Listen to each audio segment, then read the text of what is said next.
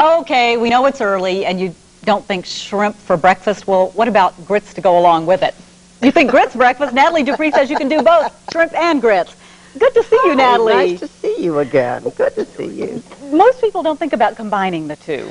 Well, they do if they're from Charleston, South Carolina, where we have wonderful fresh shrimp that are called wild, and we have grits, which used to be called hominy in Charleston, but we have grits for breakfast.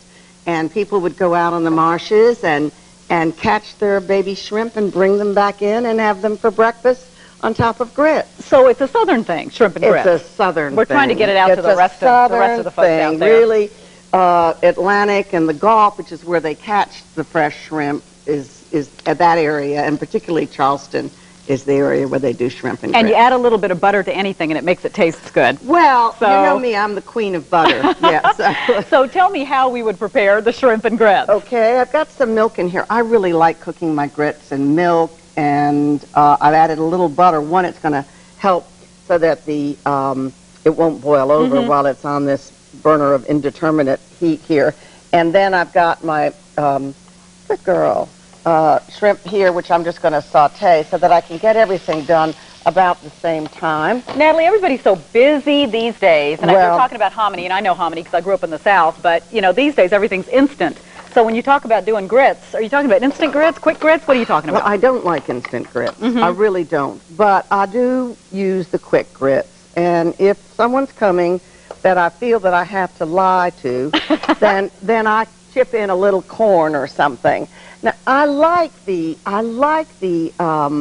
stone ground grits. They're wonderful, but I don't have the time. I have 9 grandchildren, and the phone rings, and life is not perfect, and so this shrimp that we're sautéing, you know, shrimp doesn't take long to cook at all. Right. So, and this is wonderful for dinner, of course, because we're not really expecting that people are going to have this for breakfast like they used to. Right. We are expecting that they are going to have it for dinner. I used to live along the Mississippi Gulf Coast, and we used to get the fresh shrimp right off the boat, but, you know, you can't do that here. Frozen shrimp work just as well? Well, you know, I like the wild American shrimp.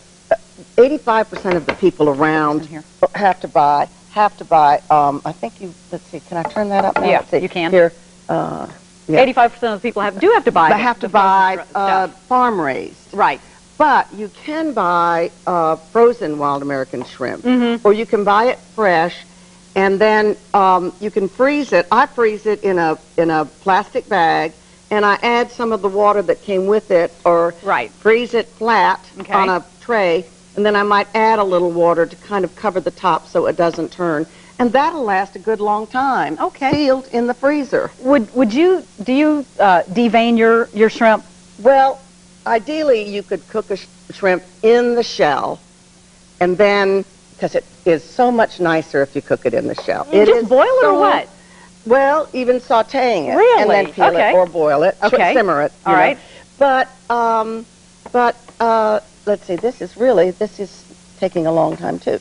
But these were peeled because they're going to go right in the grits. And how long would you cook this? How long would you saute these? These normally just take 3 minutes to turn color. Okay. But the heat is just a little squiffy underneath them. Well, that's fine. But and this would take about 6. So you get them so that they're, let's see if this turns, if they're turning any. There we go. Now and so it really doesn't take that long to cook this meal. I mean, you're talking about something that'll impress your friends. In 10 minutes. And you can add anything to this.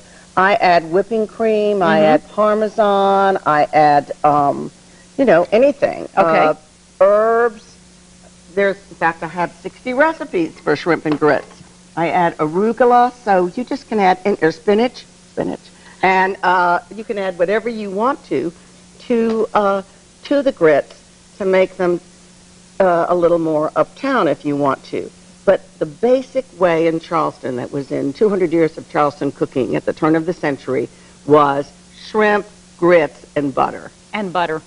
Now, how good does that sound? How good is that? And you might add salt if you think it needs it. But, well, we're looking, here we are. We've got the finished product over here, which looks absolutely terrific. I mean, it looks so tempting. And you've also got some other, is that grits down here, too, in this tray? when your grits are cold, you can spread them out, any leftover grits, and maybe add a little green something to them, and then cut out rounds or triangles or whatever. Like a little appetizer. And this has got shrimp on top and bacon and tomatoes, and it's delicious. It looks great. This is grits with shrimp, Parmigiano Reggiano, and actually a little whipping cream too in here, but there's no flour, so they're not fattening.